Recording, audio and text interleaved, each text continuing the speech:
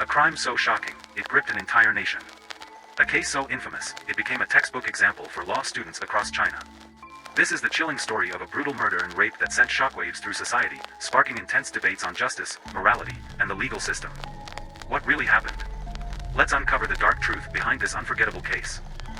On the afternoon of August 5, 1994, after finishing her shift, Ms. Kang, a female worker at the hydraulic parts factory in Shijiazhuang village, Hebei province, rode her bicycle through a cornfield on her way home.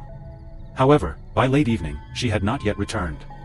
Worried that something might have happened to her on the way, Kang's family quickly reported the situation to the police and the factory. The factory leadership dispatched over 100 male workers to assist the police and Kang's husband in the search. By noon on August 11, the search team discovered a bundle of women's clothing, including a skirt and underwear, wrapped together and placed under a pile of grass near a mechanical well in the cornfield. Kang's husband identified them as belonging to his wife. Not far from there, the search team found a decomposing female body, with Kang's familiar bicycle lying beside it. The location where the body was discovered was only a few dozen meters from Kang's lodging. The police immediately cordoned off the scene. According to forensic results, Kang had died around 5 p.m. on August 5, right after her shift that day. Her body showed signs of beating, strangulation, and sexual assault. A month later, the police accused and arrested 20-year-old Nie. At the time, Nie was a worker at a metallurgical factory located about 15 kilometers from the crime scene. The police revealed little information about the investigation and arrest process, only stating that Nie was suspected due to a witness's testimony. On March 15, 1995, the Hebei Provincial High Court held a closed trial for Nie. The young man was accused of following Kang on his bicycle after her shift, blocking her way, dragging her into the cornfield, and committing the crime. On April 27, 1995, Nie was executed by firing squad. After 10 years, the unexpected happened. Another suspect admitted to killing Ms. Kang. 10 years passed until Wang, a 46-year-old migrant worker, unexpectedly confessed to a horrifying crime, the rape and murder of Kang. In March 2005, Hunan police took notice of Wang, a quiet man who always kept his head down, avoiding eye contact. For 6 years, he had worked at a brick factory, never returning home, and constantly evading police patrols. Growing suspicious, the authorities detained Wang for lacking identification. When questioned, he provided a false name, but the system quickly exposed his lie.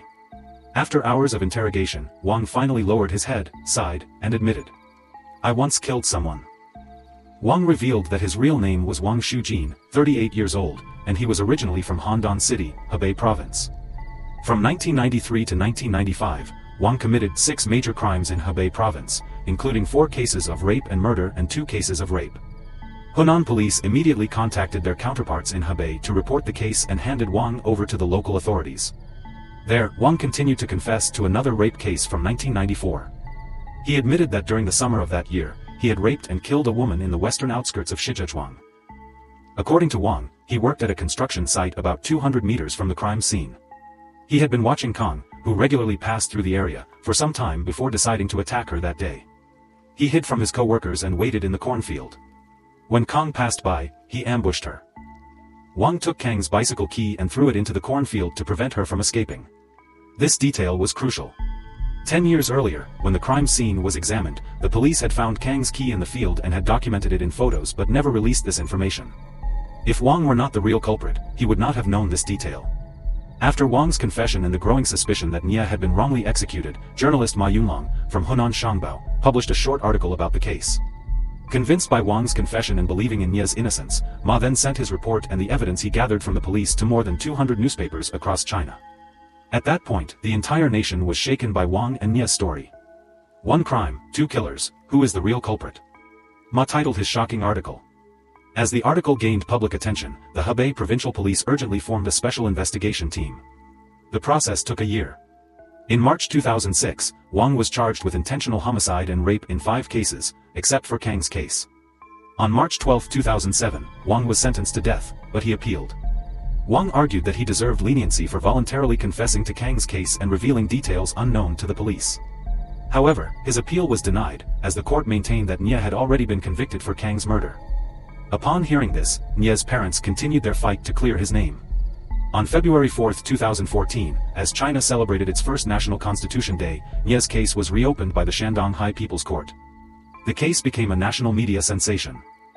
After 4 extensions for further review, in May 2016, the Shandong High People's Court ruled that the previous verdicts by the 2 Hebei courts lacked objective evidence. As a result, Nie's conviction for rape and murder was deemed baseless. On November 30, 2016, after 21 years, Nie was officially exonerated. Nie's parents received 2 million yuan, about $275,000 US, in compensation. Meanwhile, Wang's appeal was again denied. Thus, on February 2, 2021, Wang was executed. The case has long passed, but the pain still lingers. Nie's grave lies alone in a desolate, remote place. According to local traditions, if a child dies before their parents, they cannot be buried in the family plot.